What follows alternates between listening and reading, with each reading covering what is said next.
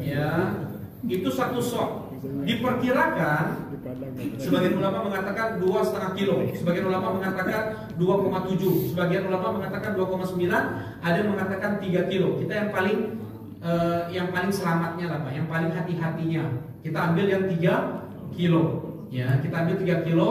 Boleh itu makanan berupa beras, boleh berupa telur, boleh berupa keju, boleh berupa kurma, boleh berupa apapun makanan. Ya, jelas Pak ya? Jadi kata Rasulullah, so'an min ta'am, 1 sok dari makanan apapun. Ya, mereka lebih butuh, kalau orang sekarang lebih butuh pulsa sekarang daripada uang. Ya, kuota, ya benar, kuota. Lebih butuh kuota daripada uang. Apakah nanti zakatnya berubah menjadi kuota? Enggak. Ya, sekarang kasih uang pun mereka lain kuota tuh. Ya, jadi jangan ada pemikiran mereka sekarang lebih butuh uang daripada makanan. Berarti Anda tidak menyalurkan ke orang yang tepat.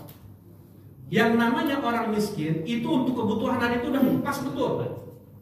Ya, kalau fakir hari itu dia nggak cukup. Kalau yang masih perlu uang berarti masih ada makanan di rumah dia. Ya, dia yang makan saja susah, itu yang dicari. Ya, dia lebih butuh beli baju, lebih butuh, orang dulu pun gitu juga sama. Di zaman Nabi SAW lebih butuh duit daripada apa? Makan. Cuma karena orang fakir, orang miskin mereka tuh yang tidak ada makanan. Ya, jadi betul-betul harus pada yang apa? Yang berhak.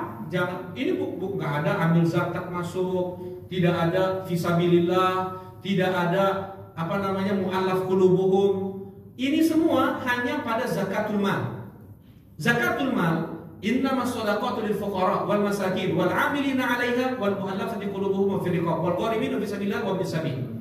Zakat mal hanya pada 8 asnaf ini saja. Kalau zakat fitrah tu'matan lil masakin, hanya makanan untuk orang miskin. Ini bedanya. Kalau zakat fitrah, asnaf zakatnya adalah orang miskin ke bawah. Orang miskin ke bawah maksudnya orang miskin, bawahnya apa? Orang fakir. Ya Pak ya.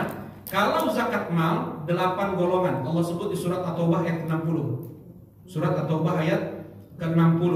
Innamas shadaqatu lil fuqara, orang fakir. Orang fakir yang enggak makan hari itu dia cuma sekali makan, kadang-kadang kadang enggak. Orang miskin hari itu dia makan 2 kali sehari dan lepas banget. Ya, ini orang miskin. Wal mu'allafati qulub wal 'amilina 'alaiha, amil zakat. Amil zakat mereka khusus yang bekerja di pemerintah seperti Baznas, Badan Amil Zakat Nasional. Ya, dan boleh juga pihak DKM atau sebagian lembaga yang bekerja sama dengan Baznas. Apabila tidak bekerja sama dengan Baznas, maka tidak dikatakan amil zakat. Karena wal amiluna 'alaiha, mereka yang kerja di pemerintahan dalam mengurusi apa? Urusan zakat dan penyalurannya. Kemudian yang keempat, wal amiluna wal mu'allafati qulubuhum, yang dilunakkan hatinya. Siapa mereka itu? Orang kafir kemudian bisa dia diajak untuk masuk Islam dengan harta, atau dia yang baru masuk Islam bisa dikuatkan Islamnya dengan harta, atau kaum muslimin yang lemah Islamnya, tara sholat, tara ngaji, kemudian dikasih uang untuk dia mau sholat. Jadi mu'allafah qulubuhum bukan semuanya orang yang kafir atau baru masuk Islam, enggak, muslim sekalipun. Dia muslim ini jahat, kemudian dikasih uang zakat, meredah kejahatannya. Dia tidak ganggu lagi kaum muslimin. Dia masuk dalam mu'allafah qulubuhum. Wal gharimin, mereka yang sudah terlilit hutang, ya. Wa fir riqab, budak yang memerdekakan dirinya. Wa fi sabilillah. Nah, fi sabilillah ini kalau saya berpendapat ya Pak ya, ikut pendapat Al-Imam Nawawi, ikut pendapat para ulama yang lainnya. Fi sabilillah adalah mereka khusus para tentara yang pergi ke jalan berjihad di jalan Allah Subhanahu wa taala, bukan masjid, bukan pesantren, bukan ustadz, bukan ulama, sekalipun mereka dikatakan fisabilillah. Ya, tetapi Rasulullah SAW pula mengatakan setiap suami yang keluar dari rumahnya untuk mencari nafkah untuk istrinya, Seorang ayah yang dia keluar dari rumah untuk mencari nafkah untuk anak-anaknya, mereka dikatakan fisabilillah. Bapak-bapak dan ibu-ibu sekarang, kata Rasulullah dalam bapak-bapak dan ibu-ibu sekarang yang sedang belajar ilmu agama pun dikatakan fisabilillah. Kalau kayak gitu tidak ada pengkhususan, jelas ya Pak ya? Terlalu umum, semua kita berhak untuk dapat zakat, ya. Dan fisabilillah yang dimaksud adalah mereka al-ghuzah. Siapa al-ghuzah? Mereka yang pergi berperang di jalan Allah Subhanahu wa taala. Bukan tak bisa zakat ke bikin masjid untuk listrik masjid, nggak bisa, harus ke orang, ya. Wa ibnus sabil, ibnus sabil adalah mereka yang terputus bekalnya untuk melanjutkan perjalanan, ya. Sekalipun mereka di kampungnya adalah orang kaya. Baik, ya sekarang banyak dijadikan modus ini Pak ya. Coba di dekat Terminal Lewi Panjang, ya rumah saya dekat Terminal Lewi Panjang di Cibaduyut dekat Patung Sepatu, itu kadang masuk tuh orang-orang saya kecopetan, baru tadi ini kecopetan, besoknya datang lagi kecopetan lagi, minta apa? Minta zakat, minta uang, ya dianterin ke polisi nggak mau. Ya, itu modus, sebagian apa pakai modus. Jadi mereka pun sudah tahu yang seperti itu tuh berhak untuk mendapatkan apa? Zakat. Di Mekah gitu juga Pak, di Masjidil Haram.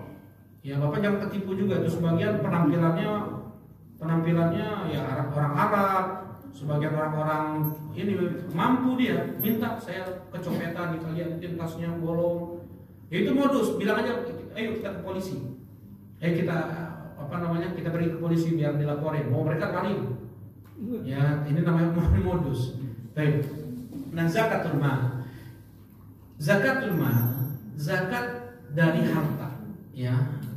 Pada emas dan perak. Emas dan perak. Kemudian nanti ternak dan pertanian akan kita bahas. Zakatul mal yang terdiri dari emas dan perak. Kalau emas, Rasulullah SAW mengatakan dinar, ya. Dinar adalah 20 dinar. 1 dinar sama dengan 4,25 gram. 1 dinar sama dengan 4,25 gram kali 20 sama dengan 85 gram emas kali 1 juta. Berarti berapa? 85 juta. Untuk dirham itu adalah perak. Dirham kata Rasulullah SAW 200 dirham. Mi'ata dirham. 200 dirham. 200 dirham sama dengan 595 gram perak. 200 dirham sama dengan 595 gram perak. 595 gram perak kali 15.000. 1 gram perak sekarang ini harganya berapa? 15.000. 1 gram perak harganya berapa? 15.000. Ini bukan perak yang sudah jadi cincin, Pak ya. Kalau perak yang sudah jadi cincin 1 gramnya bisa 100-200 ribu, ya. Tapi perak batangan 1 gramnya berapa? 15.000. 595 kali 15.000 mungkin berapa ya? 8 jutaan kali. Kurang dari 9 juta. Nah, nisab sebagian ulama mengatakan mata uang sekarang ini, rupiah, dolar, ringgit, real, dan yang lainnya dikiaskan ke dinar. Dikiaskan ke dinar, ke emas. Berarti berapa uang yang harus terkumpul baru kena zakat?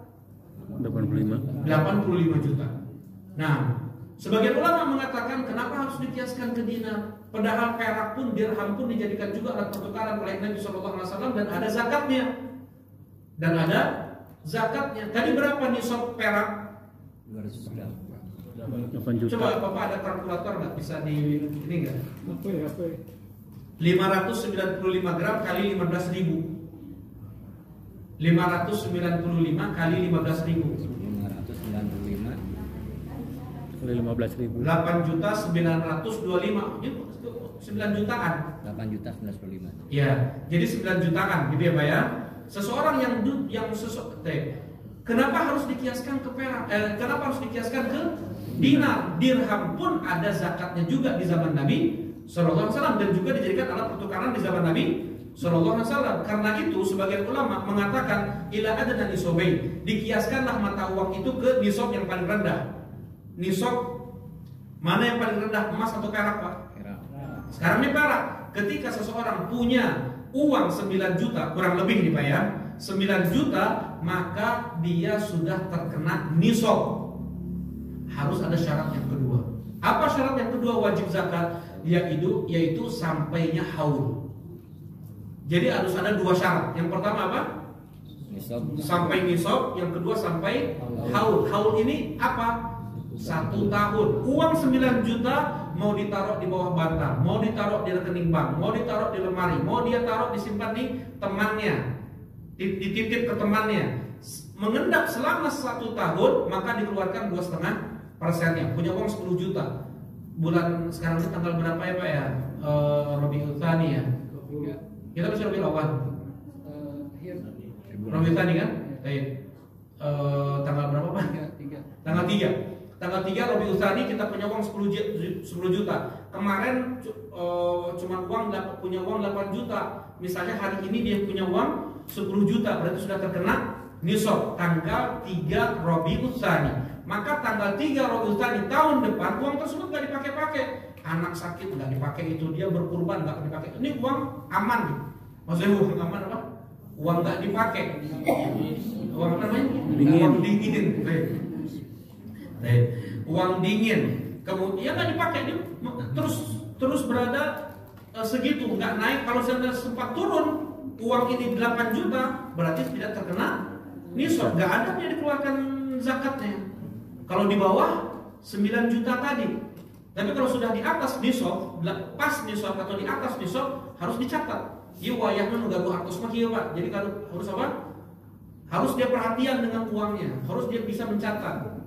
Ya, kalau seandainya dia nggak bisa mencatat, pengganggu hartos. Ya, jadi kayak tanggal 3 Rabiul Awal dia punya uang 10 juta. Di tanggal 3 Rabiul Awal tahun depan dikeluarkan 2,5%-nya, 250.000 dia keluarkan untuk salah satu di antara 8 golongan yang berhak mendapatkan zakat tadi. Ya, mau dia orang fakir, orang miskin, gharibin dan yang lainnya. Gitu Pak ya? Jelas ya. Nah, siapa orang yang tidak boleh mendapatkan zakat? Yang pertama adalah keluarga Nabi. Keluarga Nabi, Banu Hashim dan Banu Muttalib. Al-Imam Nawawi rahimahullahu taala dan madhab Al-Imam Syafi'i rahimahullahu taala yang dikatakan keluarga Nabi adalah Banu Hashim dan Banu Muttalib. Keturunan Hashim dan keturunan Muttalib. Ya, dan ini banyak. Keturunan Hashim, keturunan Muttalib ini banyak. Kata Rasulullah SAW, kih amat ta'lam laqad hurrima 'alaina shadaqah fa innaha min awsakhin nas. Ketika Hasan al-Basri, ketika Hasan ibn Ali bin Abi Thalib mau makan kurma sedekah zakat, udah dimakan sama Hasan. Umurnya baru 4 tahun 5 tahun. Kemudian Rasulullah SAW mencolok memasukkan jari beliau ke mulut Hasan biar muntah. Ya, biar muntah, dikeluarkan agar muntah Hasan mengeluarkan kurma sedekah atau zakat tadi. Rasulullah kemudian mengingatkan, apakah kau tidak muntahkan? Apakah kau tidak tahu diharamkan untuk kita makan harta sedekah itu harta kotor manusia? Ya, jadi perbedaan hukum keluarga Nabi adalah mereka tidak boleh makan harta zakat, tidak boleh makan harta sedekah. Yang mereka boleh hanya makan harta hadiah. Baik, ini yang pertama. Yang kedua adalah al-mulhid, al-kafir, al-mulhid. Orang kafir yang membenci Islam. Ya, nggak boleh dikasih. Orang kafir yang benci Islam tidak bisa dilunakkan hatinya. Nah, dia bisa gunakan uang tersebut justru untuk menindas kaum muslimin seperti orang Israel misalnya. Kemudian yang ketiga adalah yang di bawah tanggung jawab kita, itu tidak boleh dikasih harta zakat. Seperti siapa? Anak kita, istri kita, orang tua kita, tidak boleh mereka untuk kita kasih harta zakat. Berbeda istri, tidak ada kewajiban untuk memberi nafkah kepada suaminya. Ketika suaminya miskin, istrinya kaya, boleh si istri memberikan harta zakatnya kepada si suami. Ini terjadi pada Abdullah bin Mas'ud. Abdullah bin Mas'ud orang miskin, ulama besar tapi miskin. Ya, sahabat Nabi. Kemudian istri beliau Zainab itu luar biasa kayanya. Ya. Kemudian Zainab minta fatwa kepada Nabi SAW, ya Rasulullah, bolehkah aku keluarkan zakatku kepada suamiku? Kata Rasulullah boleh, karena memang tidak ada kewajiban seorang istri untuk memberi nafkah kepada anak suaminya. Anaknya sendiri, suaminya sendiri, yang wajib untuk memberi nafkah kepada anak ini siapa? Si suami. Ya. Jadi di dalam Islam tidak ada yang namanya harta gono gini. Di dalam Islam harta istri sendiri. Sedangkan harta suami salah, ibu salah. Ini biasa. Harta suami bukan harta istri. Karena istri bukan hanya dia. Ya Pak ya? Karena istri bukan hanya dia. Enak aja harta suami, harta istri. Jadi harta suami, harta siapa? Harta suami, istri dan anak punya hak. Hak apa? Hak nafkah, makan, hak tempat tinggal, hak pakaian. Ini wajib. Yang dikatakan suami boleh seseorang itu menikah kalau seandainya dia bisa memberikan 3 ini. Apa itu? Nafkah, pakaian, dan tempat tinggal. Kalau belum, haram seseorang untuk menikah. Dan ada hukumnya. Menikah itu ada yang wajib, ada yang sunnah, ada yang haram. Kapan haram? Kalau seandainya dia tidak bisa memberi nafkah kepada anak istrinya, malah dia dengan menikah tersebut akan mendolimi orang lain. Dan ini hukumnya la dharar wa la dirar. Dalam Islam tidak boleh memberikan madarat kepada orang lain, tidak boleh memberikan bahaya kepada orang lain. Baik. Ini salah ringkasnya Pak ya. Jadi seperti itulah zakat. Ya, zakat harus ada 2 syarat, sampai nisab, sampai haul. Ini zakat harta, zakat uang. Kemudian zakat ternak. Zakat ternak hanya pada 3 jenis hewan saja, yaitu kambing atau domba, sapi, dan unta. Kalau kambing dari 40 ekor baru kena nisab. Ya, sampai 100 ekor, sampai 120 ekor. 40 sampai 120 ekor kena 1 ekor. Ya, kemudian unta 5 ekor unta zakatnya 1 ekor kambing. 30 ekor sapi, ya, yang dikeluarkan zakatnya adalah 1 ekor sapi yang belum sampai 2 tahun. Kalau ini nanti ada perinciannya di bab zakat yang luas ya Pak ya. Nah seperti itulah. Kalau dia punya ayam ribuan, dia punya kelinci ribuan, nggak ada zakatnya. Ya, nggak ada zakatnya. Yang ada zakatul mal. Tadi zakat kembali zakat uang. Dia mempunyai uang banyak dari hasil ternak ayamnya, dari hasil ternak lelenya, dari hasil ternak macam-macam nih binatang-binatang yang tidak ada disebutkan 3 jenis ini. Kalau uangnya sudah mencapai 9 juta ke atas, maka zakat uang tersebut dari mana saja uang tersebut dari yang halal. Entah itu warisan, entah itu hadiah, entah itu hibah, atau hasil perdagangan, atau hasil usaha. Hasil usaha tadi seperti peternakan, perikanan, perkebunan, dikeluarkan zakatnya dari 2%. Kemudian untuk zakat pertanian, Rasulullah SAW hanya membatasi 4 jenis saja, yaitu yang pertama adalah syair. Syair itu adalah barley, seperti kue kerot ya Pak ya. Nah kemudian yang kedua adalah gandum, yang ketiga kurma, yang keempat zabib. Zabib ini kismis, kurma yang sudah anggur yang sudah dikeringkan, itu kismis. Kemudian untuk padi dikiaskan oleh para ulama ke gandum, ya karena memang bentuknya mirip. Ya kemudian berapa zakat pertanian? Zakat pertanian tergantung pengairan, jadi terbagi menjadi 2. Kalau pengairannya itu mudah, maka kata Allah musyrif 1/10-nya. Kata Allah Subhanahu wa taala 1/10, berarti 10%. Dan itu pun kalau sampai 5 awak, 5 wisak. 5 wisak kata Rasulullah SAW, 1 wisak sama dengan 60 sok. 1 wisak sama dengan 60 sok. 60, kalau ini kan 1 sok kan 4 ini Pak ya. Jadi 4 kali 60 kali 5. 4 kali 60 kali 5. Ada 1 soknya gini aja. 1 soknya itu kita ambil yang paling rendahnya Pak. Jadi kalau untuk zakat mal kita ambil yang paling rendahnya 2,5 kilo. Kalau untuk zakat fitrah kita ambil yang paling amannya 3 kilo. zakat fitrah, zakat mal, kenapa kita ambil yang paling aman juga 2,5 kilo, ya agar kita bisa kena zakat gitu. Ya, kalau 3 kilo bisa jadi nggak kena zakat. Misalnya kayak gini, kalau 2,5 kilo, 2,5 kali 60 kali 5, berapa Pak? 2,5 kilo kali 60 kali 5, 750 kilo. Nah, 750 kilo. Apabila hasil panen padi mencapai 750 kg gabah, Kering. dikeluarkan zakatnya 10%. Kalau pengairannya mudah seperti irigasi atau sawah tak ada hujan, ya Pak ya. Apabila pengairannya itu sulit, harus dengan sanyo, harus pakai pompa, harus dipikul, pakai sapi, ya untuk pengairannya, maka nisful usyr, kata Allah Subhanahu wa taala, setengah dari 1/10, berarti 5%. Hasil yang keluar adalah 1 ton. Misalnya, berapa gabah yang dikeluarkan?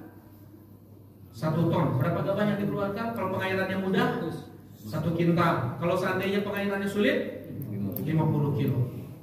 Nah, kayak gitu ya Pak ya. Nah, ini untuk zakat. Yang untuk puasa Ramadan, tadi sudah disampaikan, ya. Wa tahujjal bait, untuk haji. Pertama kali haji setelah Makkah ditaklukkan oleh Rasulullah SAW, yaitu pada tahun 8 Hijriah. Kemudian Rasulullah SAW bisa haji sebenarnya pada tahun 9 Hijriah, tapi karena banyak manusia datang ke Madinah untuk belajar Islam, akhirnya Rasulullah SAW menunda haji beliau sampai tahun 10 Hijriah. Tahun 9 Hijriah yang haji pada saat itu dipimpin oleh Abu Bakar As-Siddiq radhiyallahu taala anhu, sampai turunlah ayat pertama di surat Baroah. Ya, di situ di surat Baroah sebagai pengumuman tidak boleh lagi ada musyrik yang tawaf di Ka'bah. Ya, dulu orang tawaf sambil nyanyi-nyanyi, tepuk tangan, bersiul, wa makana sholatuhum 'indal baiti illa muka' wa tasdiyah. Tidaklah salat mereka di sekeliling Ka'bah kecuali dengan tepuk tangan dan salit dan bersiul. Ya, apabila panjang lagi. Kemudian Rasulullah SAW melakukan haji wada pada tahun 10 Hijriah. Ya, Rasulullah haji pertama di dalam Islam setelah hijrah ada tahun 9 Hijriah dipimpin oleh Abu Bakar. Sedangkan Rasulullah SAW sendiri beliau hajinya pada tahun 10 Hijriah. Gitu ya Pak ya. Untuk umroh, Rasulullah SAW sudah memulai umroh pada tahun 6 Hijriah, tetapi tidak sampai ke Makkah, tidak sampai ke Masjidil Haram. Mereka tertahan di Hudaybiyah. Ya, dibuatlah perjanjian di Hudaybiyah, kalian baru boleh umroh masuk ke Masjidil Haram itu tahun depan. Makanya dikenal dengan umroh Hudaybiyah. Kemudian tahun depan tahun 7 Hijriah dikatakan Umratul Qadha. Umratul Qadha. Nah, inilah umroh kedua Rasulullah SAW. Ya, beliau umroh normal, maksudnya bisa ke Masjidil Haram. Kemudian umroh yang ketiga ketika Rasulullah SAW menaklukkan Makkah. Ya, setelah Fatu Makkah, setelah perang setelah perang Hunain. Setelah Hunain Rasulullah umroh. Kemudian yang keempat, umrohnya Rasulullah SAW dengan haji beliau, haji tamattu. Haji tamattu, Rasulullah hajinya qiran sebenarnya. Haji itu ada 3, ada ifrad, ada tamattu, dan ada qiran. Rasulullah hajinya qiran. Ya, kalau kita hajinya apa? Tamattu. Bedanya qiran sama tamattu, kalau qiran itu membawa binatang sesembelihan, hadyu namanya, ya, hewan yang kita kurbankan untuk Allah itu ada 3 Pak. Yang pertama akikah ya Pak ya. Yang kedua udhiyah di tanggal 10 Dzulhijjah. Yang ketiga adalah hadyu. Al-hadyu, hewan kurban yang disembelih oleh para jamaah haji, yaitu pada tanggal 10 juga, 10, 11, 12, 13 juga. Nah, Rasulullah SAW membawa binatang kurban dari Miqat, dari Madinah. Itu sebabnya beliau hajinya qiran. Ya, tapi kalau kita hajinya tamattu, menggabungkan antara haji dengan umroh. Nah, umroh dan haji ini dilakukan oleh Rasulullah SAW pada tahun 10 Hijriah. Rasulullah 4 kali umroh. Rasulullah hanya melakukan 4 kali umroh. Rasulullah tidak mengulang. Ketika umroh sekali langsung banyak sekali umroh. Ya, sebagaimana sebagian orang melakukan, satu hari aja bisa 10 kali umroh. Ya, pergi ke Tan'im, kemudian itu bisa ke tan'im kalau keadaannya seperti Aisyah. Aisyah ketika beliau haji, beliau haid, sehingga beliau tidak bisa umroh. Beliau melakukan ibadah haji, setelah mau pulang Rasulullah SAW melihat Aisyah nangis. Kenapa nangis? Ya mereka pulang bawa 2 ibadah, sedangkan aku ibadah 1 ibadah saja. Orang-orang bawa umrah dan haji, sedangkan aku cuma haji saja. Kata Rasulullah SAW, pergi kau ke Tan'im dengan saudaramu, kemudian mulailah umrah di sana, aku tunggu di sini. Jadi kalau keadaannya seperti Aisyah, baru boleh menjadikan Tan'im sebagai miqat untuk di umrah seperti itu. Ya, tapi kalau misalnya berulang-ulang kali umrah dalam 1 kali safar, itu tidak dilakukan oleh Rasulullah Shallallahu Alaihi Wasallam. Nah, ini haji tahun 10 Hijriah. Nah, kemudian tahun 11 Hijriah bulan Rabiul Awal pada tanggal 9, yang sebagian ulama mengatakan tanggal 12 wafatlah Rasulullah Shallallahu Alaihi Wasallam. Baik, ini rukun Islam. Alhamdulillah. Ya. Nah, bagaimana kalau seandainya seorang wanita dia mampu dari sisi fisik, mampu dari sisi harta, tetapi dia tidak punya mahram untuk pergi haji atau umroh, dia masih dikatakan tidak mampu. Kenapa? Rasulullah SAW bersabda, la tahillu limra'atin tu'minu billahi wal yawmil akhir an tusafir illa ma'adhi mahramin aw zawjin. Tidak halal bagi seorang wanita yang dia beriman kepada Allah dan hari akhir untuk dia safar, melakukan safar, umroh atau haji sekalipun, ya, tanpa suami atau mahram. Jadi harus pakai mahram atau harus dengan suami. Suami itu bukan mahram, ya Pak ya.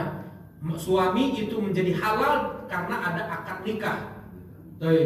Mahram itu adalah orang yang diharamkan untuk dinikahi, seperti ayah, adik, paman. Nah, itu namanya mahram. Kalau suami itu orang lain, ya, menjadi halal dengan adanya akad nikah. Karena itu Rasulullah membedakan di sini antara mahram dengan suami. Baik, silakan, mungkin ada yang mau ditanyakan? Ya, Iya, Pak.